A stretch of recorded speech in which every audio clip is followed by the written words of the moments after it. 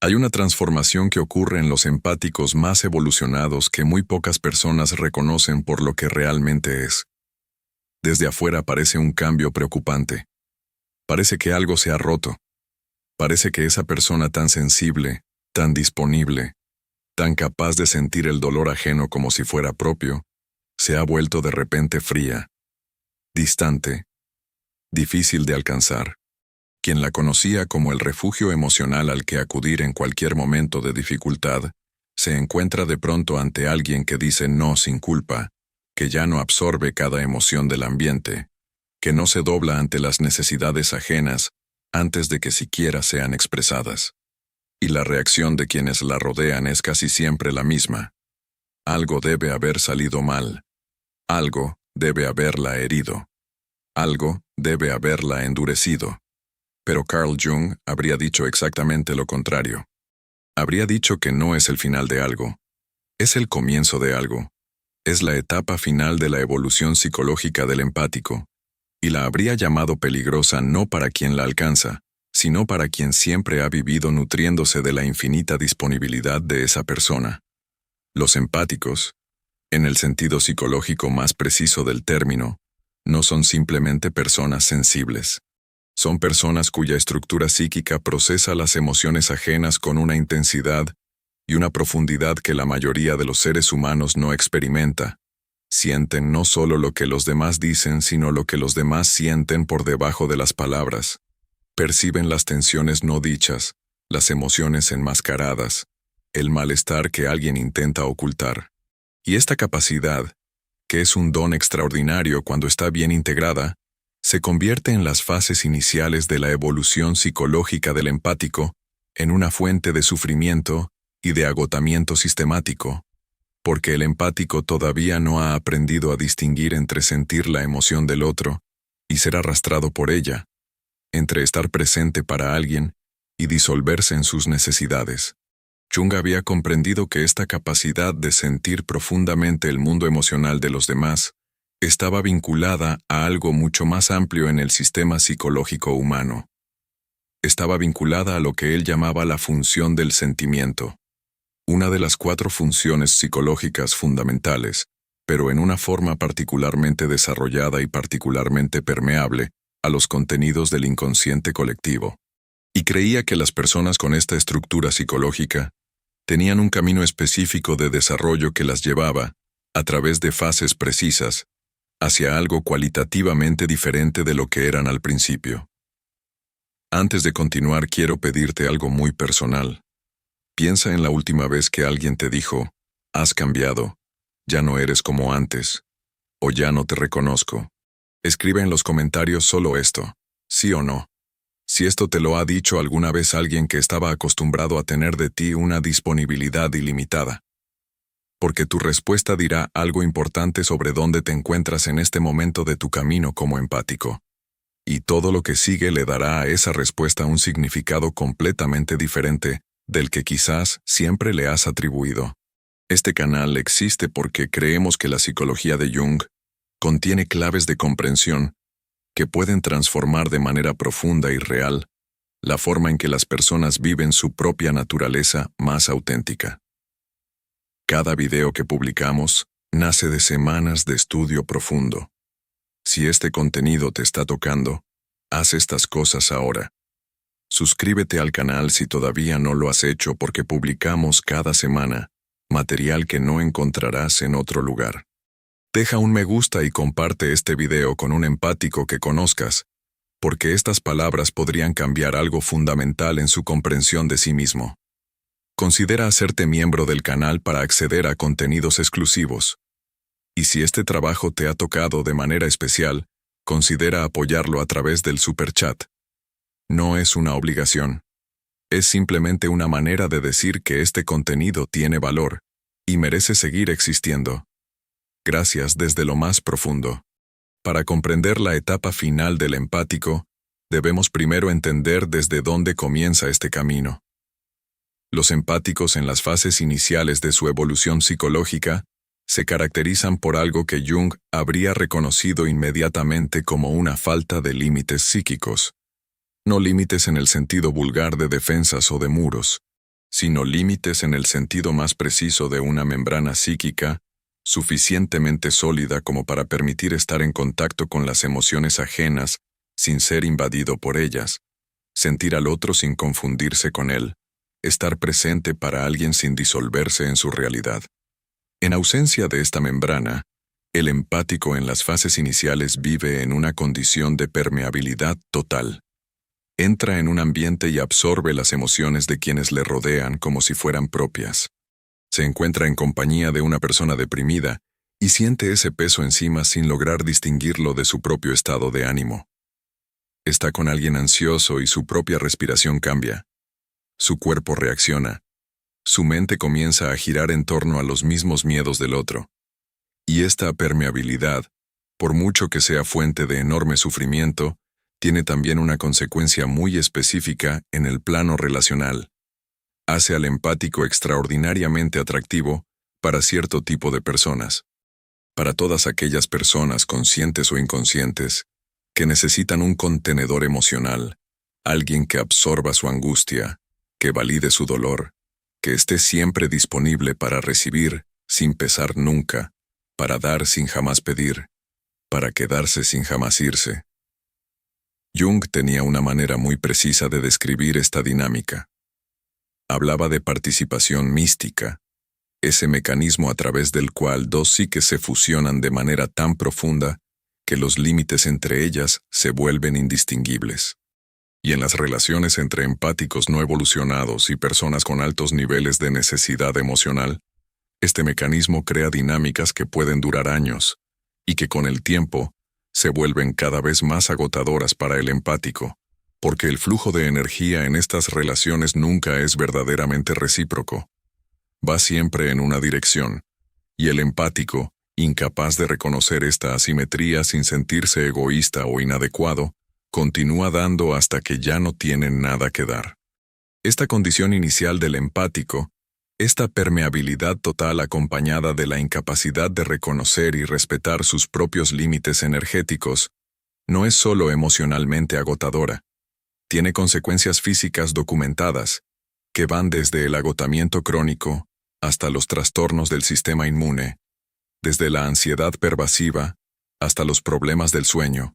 Jung habría dicho que cuando la psique es constantemente invadida por los contenidos emocionales, ajenos sin que haya espacio para el propio proceso interior, algo fundamental queda comprometido. El proceso de individuación, ese camino de realización progresiva del sí mismo auténtico que Jung consideraba la tarea más importante de cada vida humana, se ralentiza o se bloquea. Porque no se puede llegar a ser uno mismo cuando se está constantemente ocupado siendo el contenedor emocional de otro. La segunda fase de la evolución psicológica del empático comienza cuando algo se rompe, no desde el exterior, aunque a menudo hay un evento externo que actúa como catalizador. Se rompe desde adentro. Es un agotamiento que se vuelve imposible de ignorar. Es una crisis que no tiene una causa aparente pero que tiene toda la lógica del mundo si se ve a través de la lente junguiana. Es la psique que dice basta, que se niega a seguir funcionando como válvula de escape colectiva, sin recibir nunca el espacio necesario para su propio proceso interior. Es el inconsciente que se revela a través de síntomas que la conciencia no logra ignorar y que la medicina convencional a menudo no logra explicar completamente. En esta fase el empático comienza, a menudo por primera vez, a sentir su propia rabia. No la rabia del otro que siempre ha sentido como propia, la propia rabia, la que había sido enterrada bajo capas de comprensión, de paciencia, de disponibilidad infinita, de la creencia profunda de que las propias necesidades eran menos importantes que las ajenas. Esta rabia es una de las señales más importantes de que algo fundamental está cambiando en la estructura psicológica del empático. Jung habría reconocido esta rabia como la voz de la sombra que finalmente comienza a hacerse escuchar, como la energía vital que había sido reprimida durante demasiado tiempo y que ahora exige ser reconocida e integrada. Hay una transformación que ocurre en los empáticos más evolucionados que muy pocas personas reconocen por lo que realmente es. Desde afuera parece un cambio preocupante. Parece que algo se ha roto. Parece que esa persona tan sensible, tan disponible, tan capaz de sentir el dolor ajeno como si fuera propio, se ha vuelto de repente fría, distante, difícil de alcanzar. Quien la conocía como el refugio emocional al que acudir en cualquier momento de dificultad, se encuentra de pronto ante alguien que dice no sin culpa, que ya no absorbe cada emoción del ambiente, que no se dobla ante las necesidades ajenas antes de que siquiera sean expresadas. Y la reacción de quienes la rodean es casi siempre la misma. Algo debe haber salido mal. Algo debe haberla herido. Algo debe haberla endurecido. Pero Carl Jung habría dicho exactamente lo contrario. Habría dicho que no es el final de algo, es el comienzo de algo. Es la etapa final de la evolución psicológica del empático. Y la habría llamado peligrosa no para quien la alcanza, sino para quien siempre ha vivido nutriéndose de la infinita disponibilidad de esa persona. Los empáticos, en el sentido psicológico más preciso del término, no son simplemente personas sensibles. Son personas cuya estructura psíquica procesa las emociones ajenas con una intensidad y una profundidad que la mayoría de los seres humanos no experimenta. Sienten no solo lo que los demás dicen, sino lo que los demás sienten por debajo de las palabras. Perciben las tensiones no dichas, las emociones enmascaradas, el malestar que alguien intenta ocultar. Y esta capacidad, que es un don extraordinario cuando está bien integrada, se convierte en las fases iniciales de la evolución psicológica del empático en una fuente de sufrimiento y de agotamiento sistemático, porque el empático todavía no ha aprendido a distinguir entre sentir la emoción del otro y ser arrastrado por ella, entre estar presente para alguien y disolverse en sus necesidades.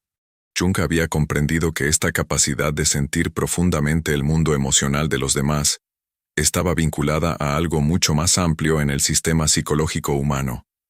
Estaba vinculada a lo que él llamaba la función del sentimiento, una de las 4 funciones psicológicas fundamentales, pero en una forma particularmente desarrollada y particularmente permeable a los contenidos del inconsciente colectivo, y creía que las personas con esta estructura psicológica tenían un camino específico de desarrollo que las llevaba, a través de fases precisas, hacia algo cualitativamente diferente de lo que eran al principio. Antes de continuar, quiero pedirte algo muy personal. Piensa en la última vez que alguien te dijo, has cambiado, ya no eres como antes, o ya no te reconozco. Escribe en los comentarios solo esto, sí o no, si esto te lo ha dicho alguna vez alguien que estaba acostumbrado a tener de ti una disponibilidad ilimitada. Porque tu respuesta dirá algo importante sobre dónde te encuentras en este momento de tu camino como empático. Y todo lo que sigue le dará a esa respuesta un significado completamente diferente del que quizás siempre le has atribuido. Este canal existe porque creemos que la psicología de Jung contiene claves de comprensión que pueden transformar de manera profunda y real la forma en que las personas viven su propia naturaleza más auténtica. Cada video que publicamos nace de semanas de estudio profundo. Si este contenido te está tocando, haz estas cosas ahora. Suscríbete al canal si todavía no lo has hecho porque publicamos cada semana material que no encontrarás en otro lugar. Deja un me gusta y comparte este video con un empático que conozcas, porque estas palabras podrían cambiar algo fundamental en su comprensión de sí mismo. Considera hacerte miembro del canal para acceder a contenidos exclusivos. Y si este trabajo te ha tocado de manera especial, considera apoyarlo a través del Super Chat. No es una obligación. Es simplemente una manera de decir que este contenido tiene valor y merece seguir existiendo. Gracias desde lo más profundo. Para comprender la etapa final del empático, debemos primero entender desde dónde comienza este camino. Los empáticos en las fases iniciales de su evolución psicológica se caracterizan por algo que Jung habría reconocido inmediatamente como una falta de límites psíquicos. No límites en el sentido vulgar de defensas o de muros, sino límites en el sentido más preciso de una membrana psíquica suficientemente sólida como para permitir estar en contacto con las emociones ajenas sin ser invadido por ellas, sentir al otro sin confundirse con él, estar presente para alguien sin disolverse en su realidad. En ausencia de esta membrana, el empático en las fases iniciales vive en una condición de permeabilidad total. Entra en un ambiente y absorbe las emociones de quienes le rodean como si fueran propias. Se encuentra en compañía de una persona deprimida y siente ese peso encima sin lograr distinguirlo de su propio estado de ánimo. Está con alguien ansioso y su propia respiración cambia. Su cuerpo reacciona. Su mente comienza a girar en torno a los mismos miedos del otro. Y esta permeabilidad, por mucho que sea fuente de enorme sufrimiento, tiene también una consecuencia muy específica en el plano relacional. Hace al empático extraordinariamente atractivo para cierto tipo de personas. Para todas aquellas personas, conscientes o inconscientes, que necesitan un contenedor emocional, alguien que absorba su angustia, que valide su dolor, que esté siempre disponible para recibir sin pesar nunca, para dar sin jamás pedir, para quedarse sin jamás irse. Jung tenía una manera muy precisa de describir esta dinámica. Hablaba de participación mística, ese mecanismo a través del cual dos psiques se fusionan de manera tan profunda que los límites entre ellas se vuelven indistinguibles. Y en las relaciones entre empáticos no evolucionados y personas con altos niveles de necesidad emocional, este mecanismo crea dinámicas que pueden durar años, y que con el tiempo se vuelven cada vez más agotadoras para el empático, porque el flujo de energía en estas relaciones nunca es verdaderamente recíproco. Va siempre en una dirección, y el empático, incapaz de reconocer esta asimetría sin sentirse egoísta o inadecuado, continúa dando hasta que ya no tiene nada que dar. Esta condición inicial del empático, esta permeabilidad total acompañada de la incapacidad de reconocer y respetar sus propios límites energéticos, no es solo emocionalmente agotadora. Tiene consecuencias físicas documentadas, que van desde el agotamiento crónico hasta los trastornos del sistema inmune, desde la ansiedad pervasiva hasta los problemas del sueño. Jung habría dicho que cuando la psique es constantemente invadida por los contenidos emocionales, ajenos sin que haya espacio para el propio proceso interior, algo fundamental queda comprometido. El proceso de individuación, ese camino de realización progresiva del sí mismo auténtico que Jung consideraba la tarea más importante de cada vida humana, se ralentiza o se bloquea. Porque no se puede llegar a ser uno mismo cuando se está constantemente ocupado siendo el contenedor emocional de otro. La segunda fase de la evolución psicológica del empático comienza cuando algo se rompe, no desde el exterior, aunque a menudo hay un evento externo que actúa como catalizador. Se rompe desde adentro. Es un agotamiento que se vuelve imposible de ignorar. Es una crisis que no tiene una causa aparente pero que tiene toda la lógica del mundo si se ve a través de la lente junguiana. Es la psique que dice basta, que se niega a seguir funcionando como válvula de escape colectiva, sin recibir nunca el espacio necesario para su propio proceso interior. Es el inconsciente que se revela a través de síntomas que la conciencia no logra ignorar y que la medicina convencional a menudo no logra explicar completamente. En esta fase el empático comienza, a menudo por primera vez, a sentir su propia rabia. No la rabia del otro que siempre ha sentido como propia, la propia rabia, la que había sido enterrada bajo capas de comprensión, de paciencia, de disponibilidad infinita, de la creencia profunda de que las propias necesidades eran menos importantes que las ajenas. Esta rabia es una de las señales más importantes de que algo fundamental está cambiando en la estructura psicológica del empático. Jung habría reconocido esta rabia como la voz de la sombra que finalmente comienza a hacerse escuchar, como la energía vital que había sido reprimida durante demasiado tiempo y que ahora exige ser reconocida e integrada.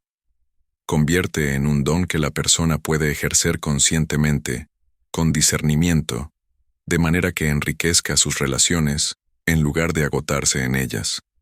Y esta es la diferencia fundamental entre el empático no evolucionado y el empático que ha alcanzado o se está acercando a la etapa final. En esta fase de transición hacia la etapa final, ocurre también algo muy importante en la relación del empático con su propia sombra. La sombra del empático, esa parte de sí mismo que siempre ha negado y reprimido, contiene casi siempre algo muy específico. Contiene las propias necesidades. Contiene la propia rabia. Contiene la propia capacidad de ser selectivo, de no querer estar con ciertas personas, de preferir la propia compañía a la de alguien que agota. Contiene la capacidad de reconocer cuando una relación no es recíproca y de actuar sobre esta conciencia, en lugar de ignorarla para no sentirse egoísta. Todas estas cosas, en el empático no evolucionado, han sido relegadas a la sombra, porque de alguna manera eran incompatibles con la identidad de persona disponible, comprensiva, siempre presente que el empático había construido como su identidad fundamental. El trabajo de integración de la sombra en esta fase es por lo tanto un trabajo de recuperación de partes de sí mismo que habían sido sacrificadas en el altar de la disponibilidad infinita. Un trabajo de reapropiación de una selectividad, de una capacidad de discernimiento, de un respeto por los propios límites energéticos que nunca habían tenido espacio para existir. Y este trabajo, por difícil que sea y por mucho que pueda generar conflictos en las relaciones que estaban construidas sobre la vieja versión del empático, es exactamente el trabajo que Jung habría señalado como necesario para la realización del sí mismo auténtico de esta persona. El momento en que el empático comienza a integrar estas partes de la sombra, el momento en que comienza a reivindicar el derecho a tener necesidades, a tener límites, a ser selectivo en su disponibilidad, es el momento en que se vuelve peligroso en el sentido que Jung habría entendido. No peligroso para sí mismo, no peligroso en el sentido de volverse egoísta o frío o incapaz de amor, sino peligroso para todas aquellas dinámicas relacionales que estaban construidas sobre su ilimitada disponibilidad. Peligroso para las personas que se habían acostumbrado a utilizar su permeabilidad psíquica como válvula de escape para sus propias emociones no elaboradas. Peligroso para los patrones relacionales que requerían su ausencia de límites para poder existir en la forma en que siempre habían existido. Hay algo que ocurre en las relaciones del empático cuando alcanza la etapa final, que es necesario explorar con gran honestidad, porque es con frecuencia la parte más dolorosa de todo el recorrido. Cuando el empático desarrolla esa membrana psíquica, esa capacidad de discernimiento, esa selectividad en su disponibilidad, algunas relaciones no sobreviven, no porque el empático las haya abandonado, sino porque esas relaciones nunca habían tenido un fundamento real. Estaban construidas exclusivamente sobre la disponibilidad ilimitada del empático, sobre su absorción automática de las emociones ajenas, sobre su incapacidad de decir no. Y cuando esa disponibilidad ilimitada es reemplazada por una presencia más selectiva y más auténtica, algunas personas se alejan, no porque el empático se haya vuelto peor, sino porque lo que buscaban en él ya no está disponible en la forma en que lo buscaban. Este momento es uno de los más difíciles de todo el recorrido evolutivo del empático, porque puede ser interpretado, tanto por el propio empático como por quienes le rodean, como un fracaso relacional, como la prueba de que el cambio estaba equivocado, como la confirmación de esa voz interior que dice, «Ves, si dejas de darte tan completamente las personas se van». Pero Jung habría interpretado este momento de manera completamente diferente. Habría dicho que las relaciones que no resisten la transformación del empático no eran relaciones verdaderas, eran dinámicas de dependencia disfrazadas de relaciones. Y es solo cuando estas dinámicas se disuelven que se vuelve posible construir algo diferente, algo genuinamente recíproco, algo que no requiere la autocancelación de ninguna de las dos personas para poder existir. Hay una dimensión de este recorrido que Jung habría explorado con particular atención, y que se refiere a la relación entre el empático y su propia soledad. Los empáticos en las fases iniciales de su recorrido tienen a menudo una relación muy difícil con la soledad. Tienden a llenar el silencio con la presencia de los demás, a buscar constantemente el contacto como manera de escapar de algo que no logran afrontar cuando están solos. Y lo que no logran afrontar es con frecuencia su propia vida interior, con toda su complejidad, con toda su riqueza inexplorada, con toda la intensidad de un mundo emocional que cuando no está ocupado en absorber el mundo emocional ajeno, revela una profundidad que puede parecer aterradora antes de volverse familiar. En la etapa final, el empático desarrolla una relación completamente diferente con la soledad. La descubre no como ausencia, sino como presencia, como el espacio en que finalmente logra escuchar su propia voz en lugar de la voz de los demás, como el territorio en que su propio proceso interior puede desarrollarse sin ser constantemente interrumpido por la permeabilidad con los contenidos emocionales del ambiente, como la condición necesaria no para el aislamiento, sino para la recuperación de esa energía psíquica que permitirá luego un encuentro genuino con los demás desde un lugar de plenitud en lugar de agotamiento. Jung había escrito mucho sobre la diferencia entre la soledad como aislamiento patológico y la soledad como condición necesaria para el proceso de individuación. Y para el empático en la etapa final, esta distinción se vuelve no solo teóricamente comprensible, sino visceralmente verdadera. Comprende, a través de la experiencia directa, que la calidad de su presencia con los demás depende directamente de la calidad del tiempo que logra pasar consigo mismo, que no puede ofrecer verdadera empatía, esa empatía consciente e intencional que caracteriza la etapa final, si no tiene primero ese espacio de silencio en que logra distinguir sus propios contenidos psíquicos de los ajenos, en que logra recargarse en lugar de seguir descargándose a través de cada interacción. Existe luego algo muy específico que caracteriza la etapa final del empático y que lo distingue de manera nítida de todas las fases anteriores. Es la capacidad de estar con el dolor de los demás sin ser arrastrado por él. No en el sentido de volverse insensible al dolor ajeno, no en el sentido de no ser tocado ya por lo que los demás viven, sino en el sentido mucho más preciso de lograr estar presente para alguien que sufre sin perderse en ese sufrimiento, sin confundir el dolor del otro con el propio, sin ser tan inundado por el sentir del otro que ya no logra ser efectivamente útil porque se ha convertido en parte del problema emocional en lugar de parte de la solución. Jung tenía un término muy preciso para esta calidad de presencia. La llamaba empatía con raíces. Era la empatía de alguien que logra inclinarse profundamente hacia el sufrimiento del otro sin perder su propio centro de gravedad psicológico, que logra ser conmovido sin ser arrasado, que logra sentir sin confundirse, y creía que esta calidad, esta capacidad de estar en la profundidad relacional manteniendo la propia solidez interior, era el fruto más maduro y más valioso de un largo proceso de trabajo psicológico, no algo que pudiera desarrollarse sin atravesar todas las fases difíciles del recorrido. El empático en la etapa final ha desarrollado también algo que en las fases anteriores estaba completamente ausente. Ha desarrollado la capacidad de reconocer la diferencia entre la verdadera empatía y la codependencia disfrazada de empatía.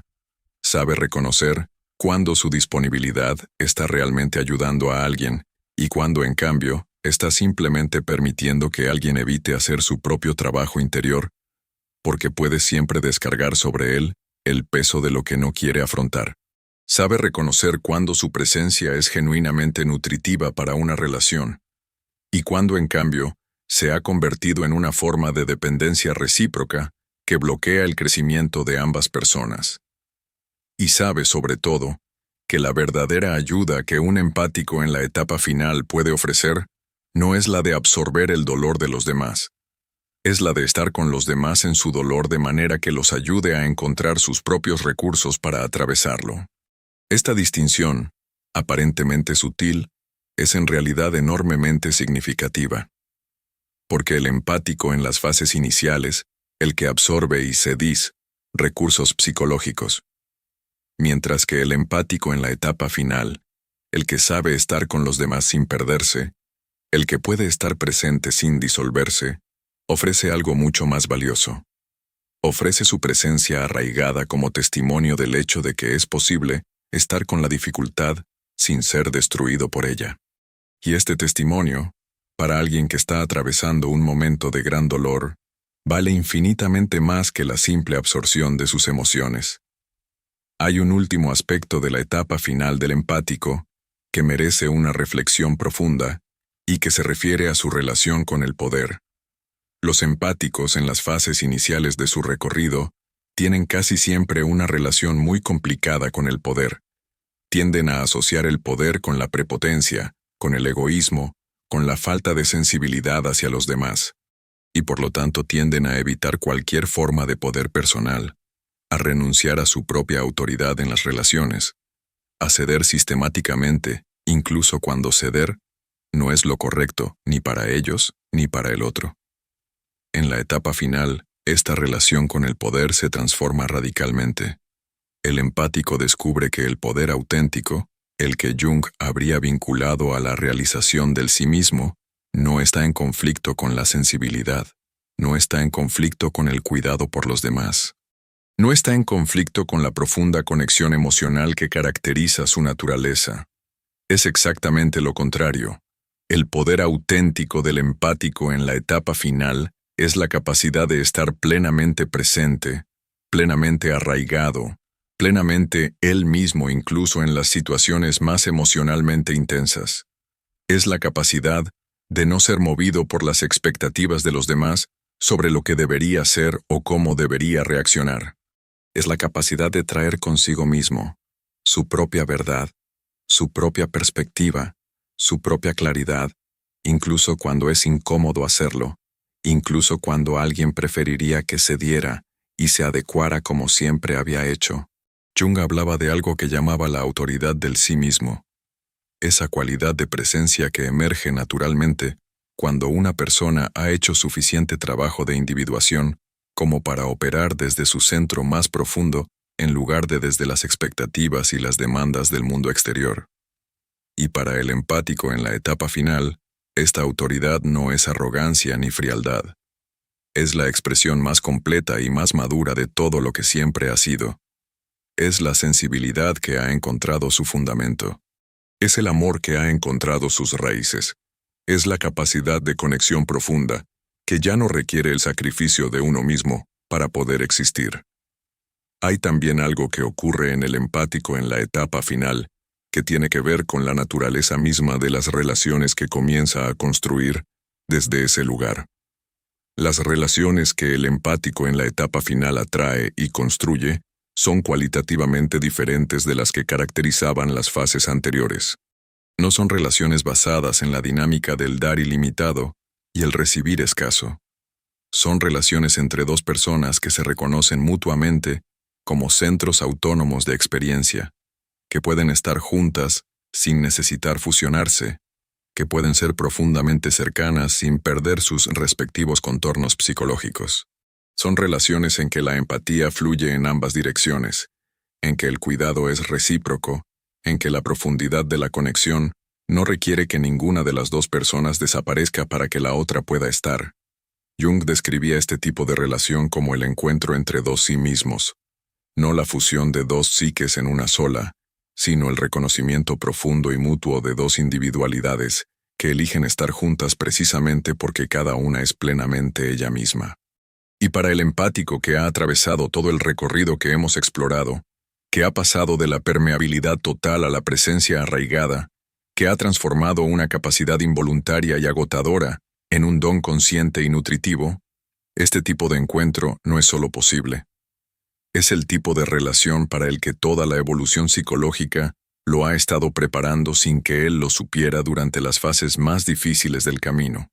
Existe una última dimensión que merece ser explorada antes de que llegues al final de este video, y que tiene que ver con el impacto que el empático en la etapa final tiene sobre el mundo, que le rodea de una manera que va mucho más allá de sus relaciones individuales.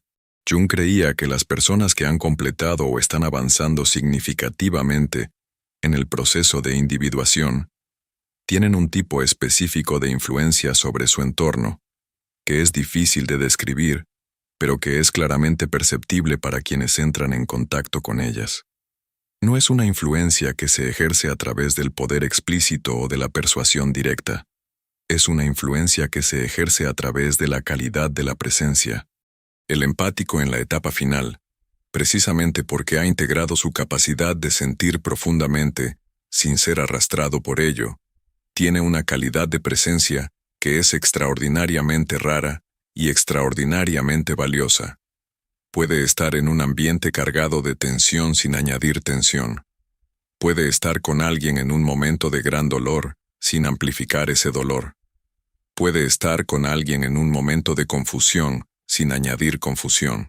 Simplemente estando, siendo plenamente él mismo, radicado en su propio centro psicológico, ejerce una influencia estabilizadora que no tiene nada que ver con el intento de cambiar nada, sino simplemente con la calidad de su existencia en ese espacio.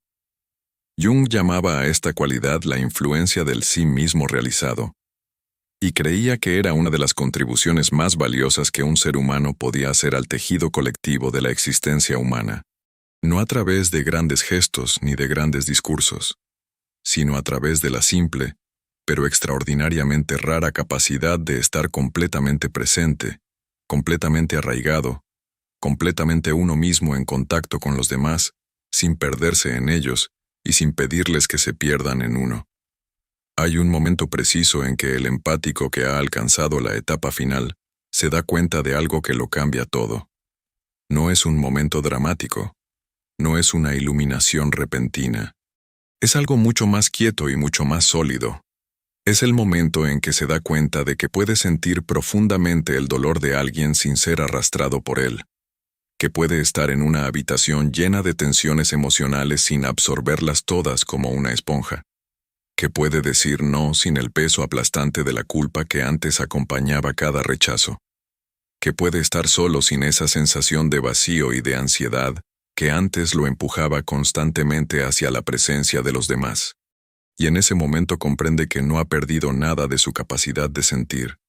La ha transformado en algo radicalmente diferente, en algo mucho más poderoso, en algo que finalmente le pertenece a él, en lugar de pertenecerle encima. Jung habría reconocido este momento como uno de los más significativos de todo el proceso de individuación. No el punto de llegada, no el final del camino, sino el umbral de algo cualitativamente diferente de todo lo que había venido antes. El umbral de una vida en que la propia sensibilidad extraordinaria ya no es una fuente de agotamiento sistemático, sino un recurso que finalmente se logra gestionar con conciencia, con discernimiento, con esa sabiduría que nace solo de haber atravesado todo el recorrido que llevaba hasta aquí. Quiero dejarte con 3 reflexiones concretas que puedes llevar contigo cuando este video termine. La primera se refiere al reconocimiento. Si te has reconocido en alguna de las fases que hemos descrito hoy, si has sentido que estas palabras estaban describiendo algo que has vivido o que estás viviendo, tómate un momento para reconocer dónde te encuentras en este recorrido sin juzgarte. No existe una fase correcta o una fase equivocada. Existe solo la fase en que te encuentras ahora. Y cada fase, incluyendo las más dolorosas, incluyendo las de agotamiento y de crisis, forma parte de un proceso que tiene una dirección y un sentido. Jung creía profundamente que la psique sabía a dónde iba incluso cuando la conciencia todavía estaba confundida sobre por qué las cosas estaban cambiando. La segunda reflexión se refiere a la culpa.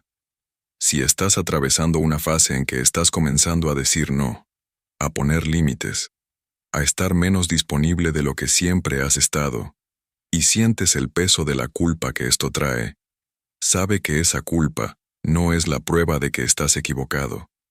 Es la prueba de que estás cambiando. Es el sistema de creencias de la vieja versión de ti que intenta llevarte de vuelta a donde estabas.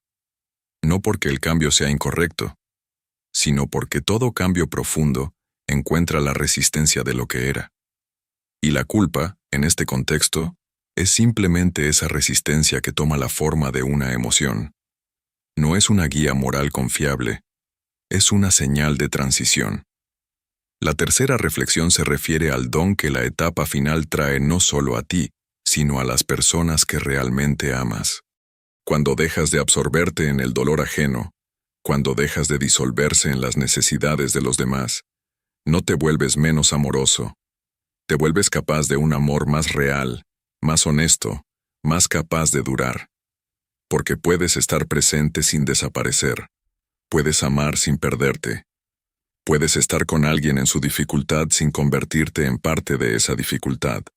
Y este tipo de presencia, esta calidad de estar con alguien permaneciendo arraigado en uno mismo, es el don más raro y más valioso que un empático en la etapa final puede ofrecer al mundo.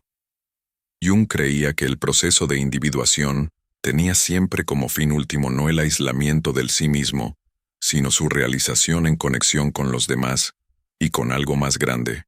Y para el empático en la etapa final, esto significa que toda la sensibilidad extraordinaria que había caracterizado su naturaleza desde el principio, esa capacidad de sentir profundamente el mundo emocional de los demás, que en las fases iniciales era fuente de agotamiento y de confusión, se vuelve finalmente disponible como el don que siempre había estado destinado a ser. No un don que se ofrece compulsivamente a quien lo pide, sino un don que se ofrece conscientemente, con discernimiento, a las personas y las situaciones en que esa profundidad de presencia puede realmente marcar la diferencia. La etapa final del empático no es el fin de la sensibilidad, es su florecimiento. No es la pérdida de la capacidad de conexión profunda. Es su maduración en algo que puede sostener el peso del tiempo, de las dificultades, de la complejidad de las relaciones humanas sin romperse y sin desaparecer. Es el empático que ha aprendido, a través de todo el recorrido que hemos explorado hoy, que la cosa más profundamente empática que puede hacer es permanecer él mismo. Porque solo quien permanece él mismo puede estar realmente presente para alguien más.